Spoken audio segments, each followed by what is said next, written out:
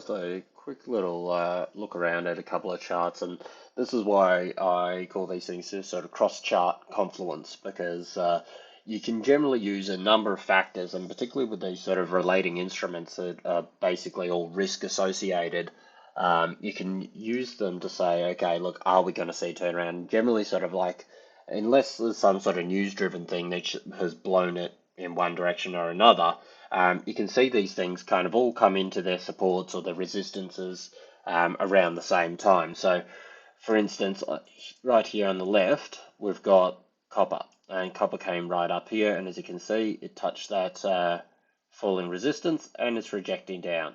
Only a little bit, but this is a 4-hour chart, so you can see that it's selling off there at that point. If we put on the right-hand side, we chuck up gold.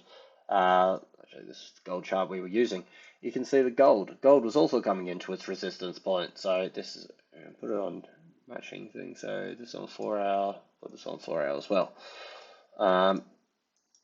Gold also coming into its falling resistance and also horizontal resistance.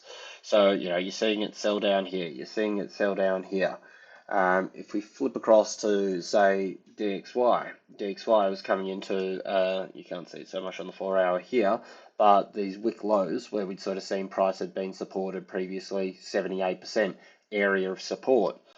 We can sort of see if we drag this across here, down on the bottom of this wick here, where we can see price came down, bounced back up, it's also in an area of support, which turnaround for this is typically turnaround for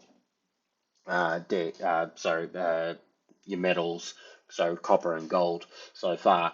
And then if we just, for the fourth one, just chuck on Aussie, we can see with Aussie sort of just came just underneath its resistance zone. So let's put it here, on over here. Look, just underneath, within, from what I'd drawn out anyway, resistance zone by, what's that, 1.5 points. Regardless of it all, you can see it selling down here as well.